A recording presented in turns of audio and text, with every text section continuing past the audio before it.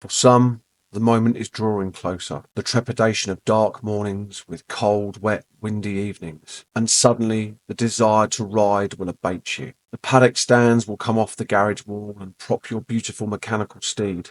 You add a drop of fuel stabiliser to the ethanol-soaked junk we call petroleum. Maybe some of you take the time to ardently clean and polish your machine to ensure foreign material from the grimy, unmaintained roads is removed, in the hope to prevent any decay or corrosion finding its way into the very fabric of the bike's being.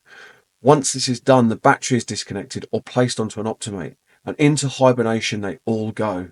This is all well and good for most, and I don't judge. Everyone should ride their way, and they should ride when they want to. Winter riding is tough on man and the machine, so I completely understand why people don't want to ride. But for Terry and myself, this just isn't an option. Terry is my Triumph Speed Triple before you all think I've gone completely mad. Riding is such an involved event.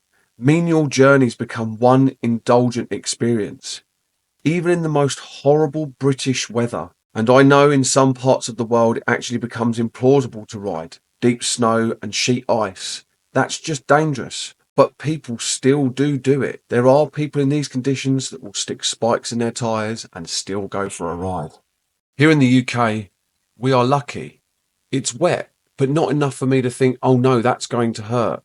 It's not like I'm the Wicked Witch of the West, and if I get wet, I'll disappear. I can decorate myself in materials that are water resistant and warm, fluffy clothing. What about the bike, you might say? They cost a lot of money. Wet bikes go rusty or are not perfect. Well, neither is my face. It weathers the years, can tell stories, and so can my bikes.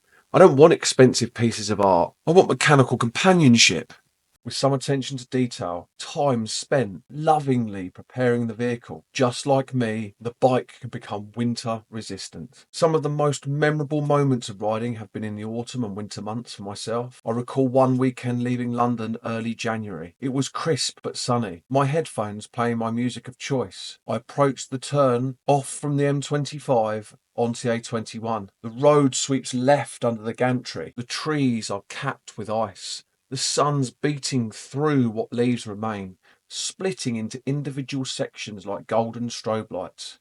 The engine beating out its own notes, and the freshest of air, although slightly cold, hitting my lungs. I can recall this very moment. As memories go, it is so beautiful, my mind grasps it.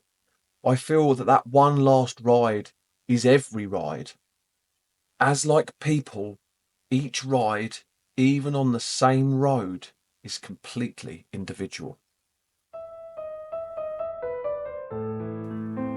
If you enjoyed this rendition of my stories of motorcycling, how I feel about it, please like and subscribe. It helps the channel to grow. And if you feel like it, leave a comment. I genuinely do read them and I enjoy them all. Even some of the ones that point out that I might be wrong with my opinions.